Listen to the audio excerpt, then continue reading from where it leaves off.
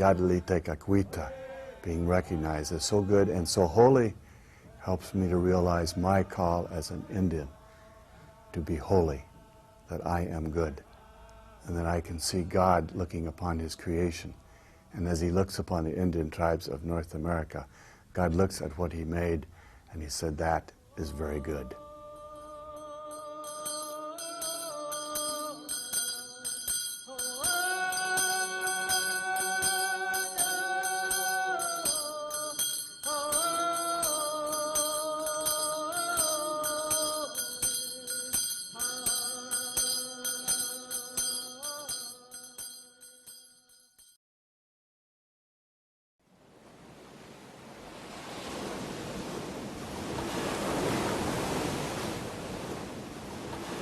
During the conquest of Mexico, some of the Spaniards all but looked on the Indians they met there as subhuman, and therefore it didn't matter how they were treated.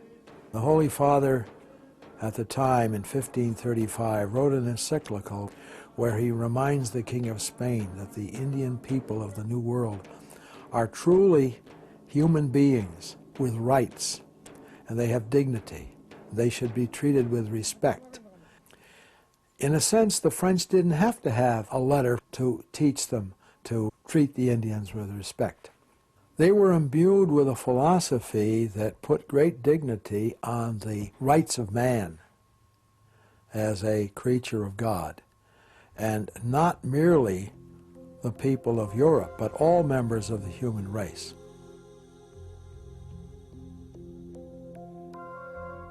By contrast, the English people who came to the New World in much greater numbers than the French, and who were interested in making settlements all over the East Coast, somehow in the first years didn't care whether the Indians were there or not. Much is made of the beautiful friendship between the Pilgrims and the Indians that they found. Well, if that really happened, it wore off quickly, because within a few years the English were killing off the Indians of New England. Theodore Maynard, in his book on the story of American Catholicism, has a much quoted line where he says, as regards the Indians, the Spanish intimidated them, the English ignored them, the French charmed them and treated them like brothers.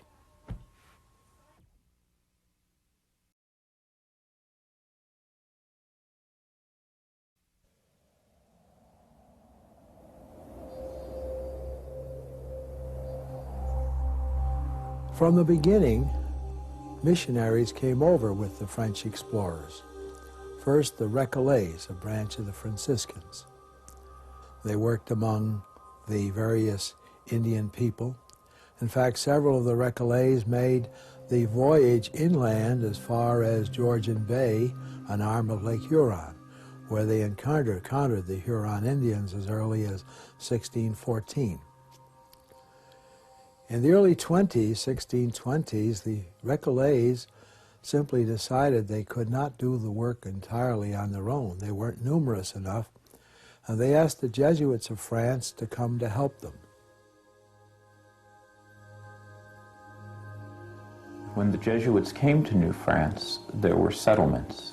What was unique about the Jesuit mission effort was that the Jesuits went out from these mission stations and traveled to the areas in which the people with whom they wanted to work lived.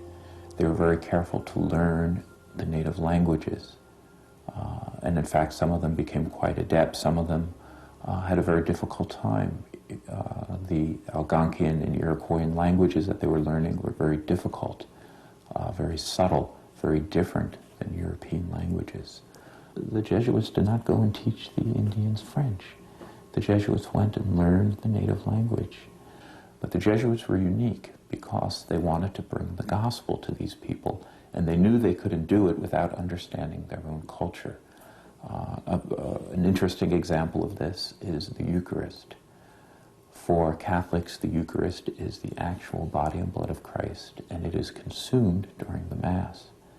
The Jesuits were very aware that in native custom, warriors at times performed ritual cannibalism. And they did not want to confuse one with the other, and therefore when they preached the Eucharist, they always used the secondary interpretation, which Paul gives us, of a love feast, of a coming together of brothers and sisters to celebrate the common bond of Christianity. I contend that the Jesuit missionaries of the 1600s were way ahead of their day in what today we call enculturation. Yes, they didn't have our modern insights, but they did not try to change the Indians. They let them keep their culture.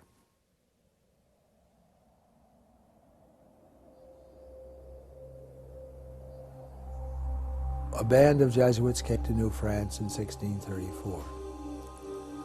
They worked among the Algonquin nations.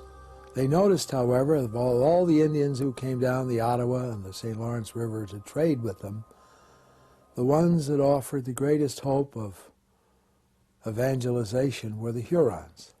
Hurons were an Iroquoian people related to the 5 Iroquois tribes of New York State. By 1670, there was a string of 11 missions, chapels, from the Mohawk Valley to the Valley of the Genesee, where the Senecas lived.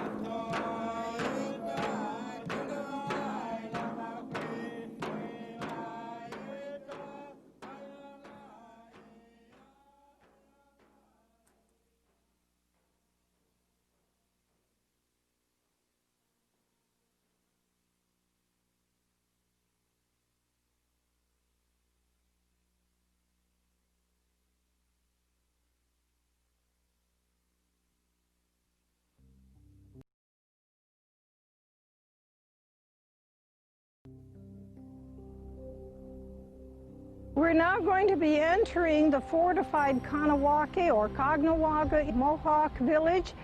It is here that Kateri lived. She was baptized here and lived her Christian life here. And we are walking actually on ground where these Native Americans lived and where Kateri lived and walked. The archaeological diggings went down about 3 feet. But the soil was carefully sifted and absolutely replaced, so that we are standing now in the original Indian village where Kateri lived most of her life as a young person, and eventually she was advised to leave here because it was feared that those who opposed her way of life could very easily kill her.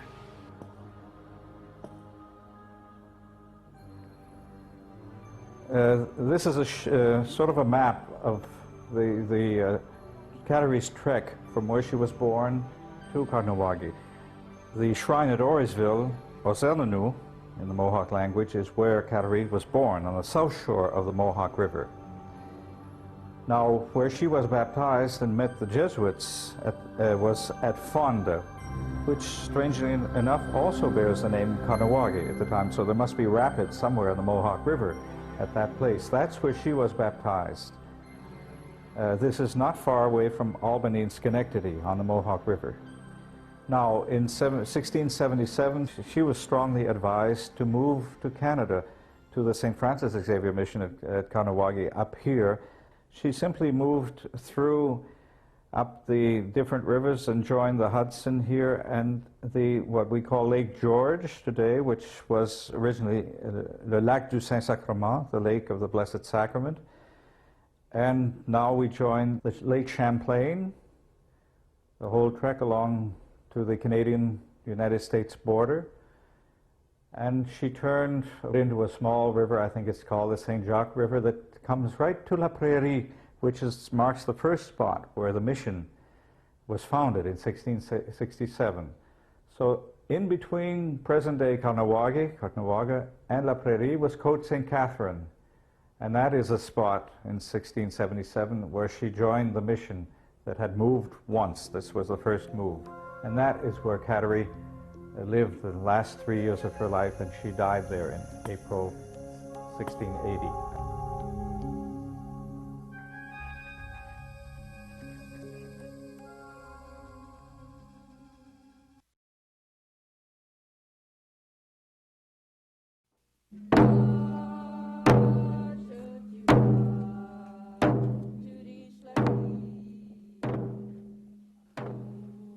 Europeans had this idea that there was really one culture, and different peoples represented different stages in that culture. And Indian people were primitive, even that word primitive, and they were at the very beginning. And the best thing Europeans could do for native people was to civilize them, to bring them up to the level of Europeans. The Europeans attempted, through particularly boarding schools and through reservations and through isolating Indians and depriving them of their economic subsistence, to make them into European American white citizens. The church wanted to Catholicize and for Protestant missionaries, Christianize Indian people, but they also saw part of that Christianization as civilization. And so there was a vast network of religious boarding schools. The boarding schools had very detrimental effects. Children were taken away from their parents. Languages were lost. Parts of culture were lost because you no longer had that contact to transmit them. Many of the mission schools and the secular schools portrayed a very bleak picture of what traditional native life was like. So you had people growing up with this shame for who they were. All of these had very bad effects. Unfortunately, missionaries could not understand that. They could not understand the spirits, the natural spirits of this world that Indians in so many ways shared communication with. And what was not obviously Christian and not obviously angelic, the assumption was that it was demonic. And so any communication with or use of the nature spirits of this world, where Indians found so much sharing with the world, that was considered demonic and was condemned. And only now we're beginning to see that those forces of nature could be considered as God's messengers. Many Indian people had this power to share and communicate with the birds of the air, the fish of the sea, the animals of the plains. And they had that psychic communication in a spirit force. And those spirits could be seen as angelic forces rather than demonic.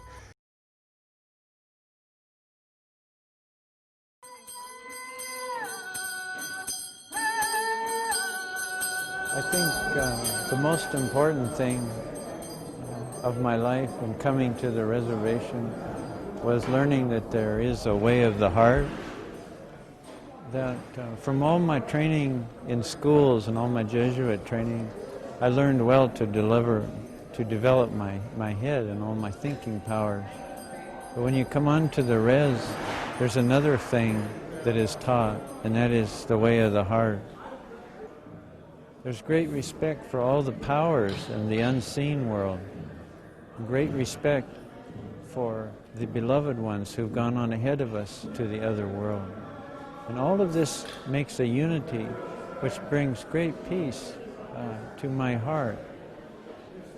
I think in the world I was raised in, there was a great deal of effort to gain control over things and to get a lot of material things. Here, it's the world that we can't see that is most important. It's the things that you can't quite touch, that are all around us, that are the most important and the most to be respected, because these are the forces that shape all of our lives.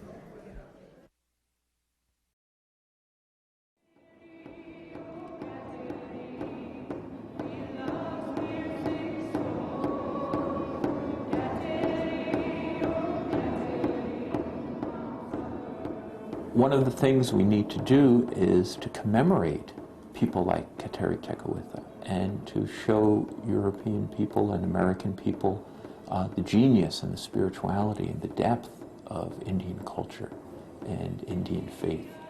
And today we have places like Orisville, we have places like Midland. Orisville commemorates Isaac Jogues and the martyrs of New York State. And Midland commemorates the martyrs of Canada. But more importantly, they commemorate the native people of those areas and the faith of the people of those areas. And it's important that these shrines give a just and fair representation of native people and native culture. And it's also essential that native people themselves have a voice in this representation and that native people participate. If we look at the early martyrs of North America and the sanctified of North America, the majority of them are European male Jesuits. One is a woman, is a native. There's sort of a disproportion there. If you look at the Jesuit relations, you discover that the Jesuits are holding up all kinds of Indian men and women who are outstanding models of the faith. It happens historically that Kateri Tekakwitha is the one who is beatified, but there's many of them. If we look at the American church today, we think of the American church primarily as a European and a Northern European immigrant church. Today we're very aware of the genius and the contributions of the Hispanic church. We're more aware of the Black Catholic Church.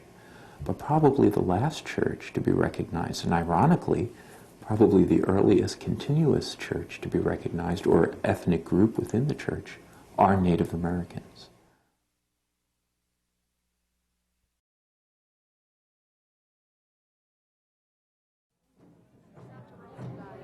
Santa Rosa Diocese of California. Hoopa, California. I think the greatest miracle of all is the fact that we have so much devotion today to Blessed Kateri, and especially devotion in the Tekakwitha Conference. Now those who come to the conference are over 2,000 people who are delegates, more or less.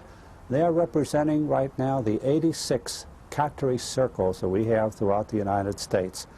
I travel constantly to visit those Kateri circles and to share with them what I think, their gifts are, let them know their gifts and how those gifts can be helpful to the church today. Well, this Tekakwitha conference took off like wildfire. And there were only about 200, only about 1/3 of them Indian, in 1979. But the next year in Denver there were 600, and the next year in Albuquerque there were 1,500. And the number of people at this conference has been as high as 4,000. And this, coupled with the fact that the Holy Father has named 2 of the Indian priests of our country, of the United States, bishops, this has given our Catholic Indians a tremendous sense of pride.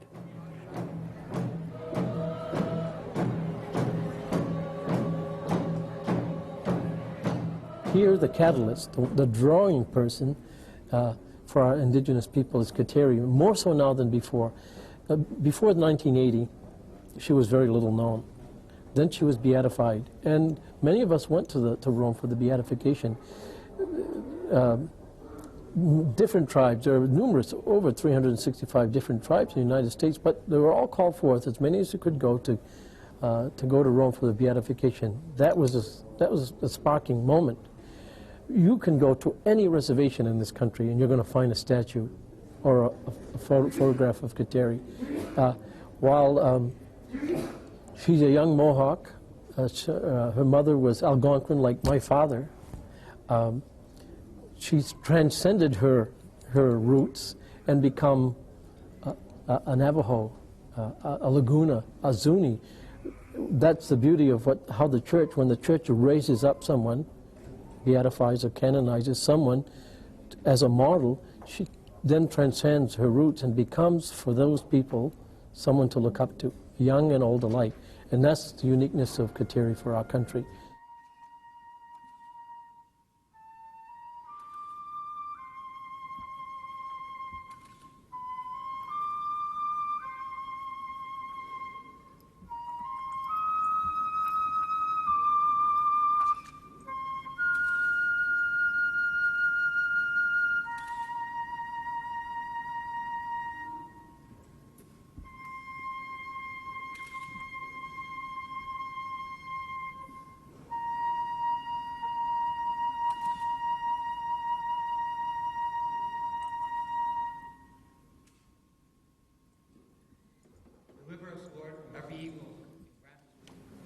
I feel complete.